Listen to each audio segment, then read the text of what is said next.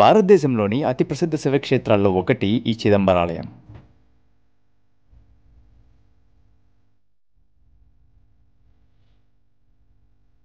ఈ ఆలయంలో పంచభూత లింగాల్లో ఒకటి అయిన ఆకాశలింగాన్ని మనం దర్శించుకోవచ్చు.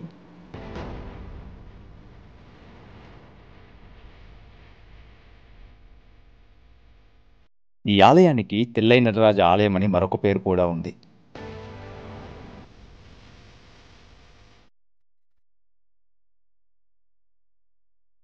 ఈ ఆలయానికి 9 ప్రవేశ ద్వారాలున్నాయి.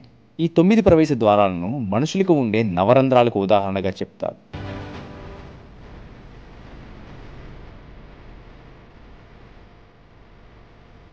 ఈ ఆలయంలో శివయ్య 3 రూపాల్లో దర్శనమిస్తాడు. ఈ 3 రూపాల్లో చివరి రూపాన్నే చిదంబర రహస్యంగా చెప్తారు.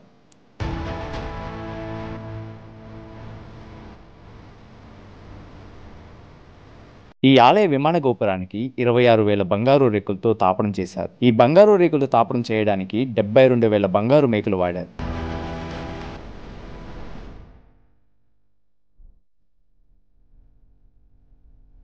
అయితే ఆ బంగారు రేకులతో బంగారు మేకులతో మన మానవ శరీర ధర్మానికి ఒక సంబంధం ఉంది. అది ఎలాగో చెప్తాను. అండ్ స్వామివారిని ఎలా దర్శించుకోవాలి, ఆలయానికి ఎలా చేరుకోవాలి, ఎక్కడ స్టే చేయాలి అని క్లియర్గా చెప్తాను.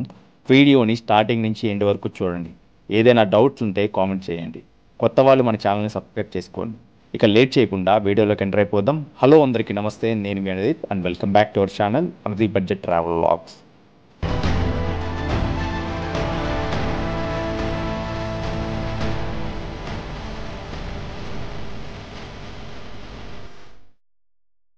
ముందు చిదంబరం ఎలా చేరుకోవాలో చెప్తానో చూడండి. 2 తెలుగు రాష్ట్రాల నుండి చిదంబరం వరకు డైరెక్ట్ ట్రైన్స్ ఉన్నాయి. ఆంధ్రప్రదేశ్ నుండి వారానికి 4 ట్రైన్లు, హైదరాబాద్ నుండి వారానికి 3 ట్రైన్లు మాత్రమే ఉన్నాయి. వీటి డీటెయిల్స్ డిస్క్రిప్షన్లో ఇస్తాను చూడండి. చిదంబరానికి ఉదయం 6 గంటలకు చేరుకునేలా ట్రైన్ టికెట్స్ బుక్ చేసుకోండి. మీకు డే కలిసి వస్తుంది. మీరు చిదంబరం రైల్వే స్టేషన్ చేరుకునేసరికి ఉదయం 6 అవుతుంది. రైల్వే స్టేషన్ నుండి బయటికి వచ్చారంటే టెంపుల్ దగ్గరికి ఆటోలు ఉంటాయి. ఒక వ్యక్తికి 50 రూపాయలు ఛార్జ్ చేస్తారు. టెంపుల్ 2 కిలోమీటర్ల దూరంలో ఉంటుంది.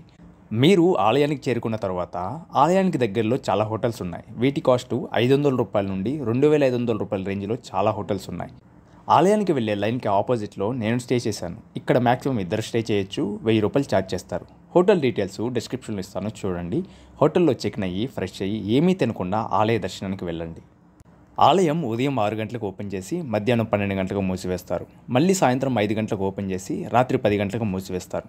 ఆలయానికి ఉన్న 9 ప్రవేశ ద్వారాల్లో నేను స్టే చేసిన హోటల్కి దగ్గరలో తూర్పు ద్వారం ఉంది, అంటే ఈస్ట్ ఎంట్రన్స్. సో మనం ఈస్ట్ ఎంట్రన్స్ నుండి లోనికి వెళ్దాం. మనకి ఈ ఎంట్రన్స్లో గోడలపైన చారిత్రాత్మక చిత్రకళా నైపుణ్యం మనల్ని బాగా అట్రాక్ట్ చేస్తుంది.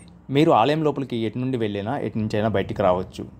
ఈ ఆలయానికి ఉన్న 9 ప్రవేశ ద్వారాలను మానవ శరీర ధర్మానికి ప్రతీకగా నిర్మించారు. అంటే మానవుడికి నవరంధ్రాలు ఉన్నాయి కదా, కళ్ళు, చెవులు, ముక్కు, నోరు, పాయువు అంటే బాత్రూమ్ వెళ్ళేది, మూత్ర విసర్జన రంధ్రం అంటే టాయిలెట్ వెళ్ళేది, ఇవే నవరంధ్రాలు. వీటికి ప్రతీకగా ఈ ద్వారాలను నిర్మించారు.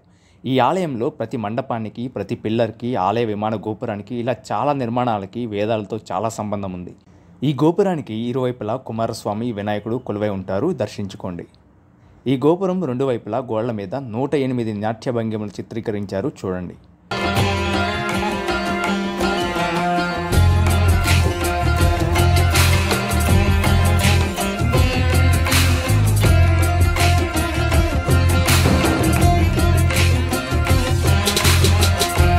ఈ ఆలయం మొత్తం 40 ఎకరాల్లో ఉంటుంది.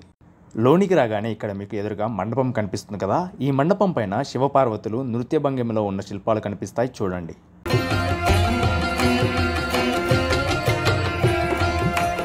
పదండి టెంపుల్ లోపలికి వెళదాం.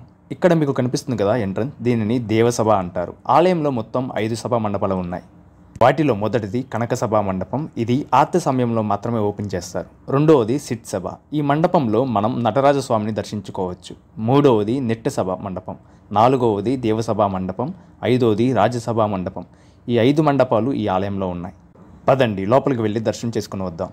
నేను మిమ్మల్ని ఒకటి అడుగుతాను, చెప్పండి. ఆలయంలో మీకు లింగ దర్శనం అయ్యిందా? మీకు లింగం కనిపించిందా లేదో నాకు కామెంట్ సెక్షన్లో కామెంట్ చేయండి.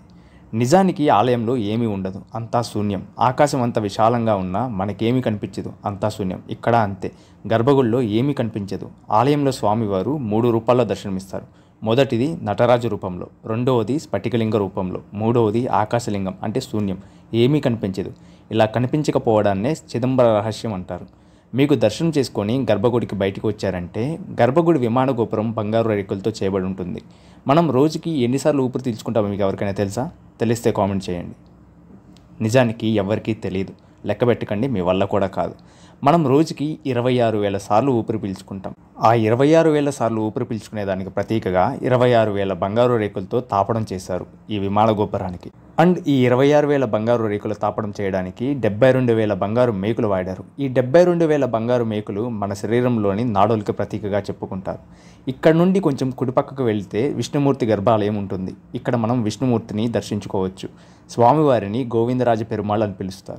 స్వామివారిని దర్శించుకుని ఆలయంలో మిగిలిన 3 సభా మండపాలు చూసుకొని నార్త్ గోపురం దగ్గర ఉన్న కోనేరు దగ్గరికి చేరుకోండి. ఈ కోనేటిని శివగంగా కోనేరు అని పిలుస్తారు.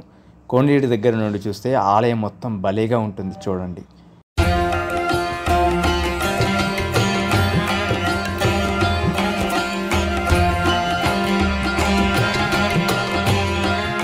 కోనేరు దగ్గర నుండి మళ్ళీ ఈస్ట్ గోపురానికి చేరుకొని మీ హోటల్కి చేరుకొని రెస్ట్ తీసుకొని రిటర్న్ అవ్వండి.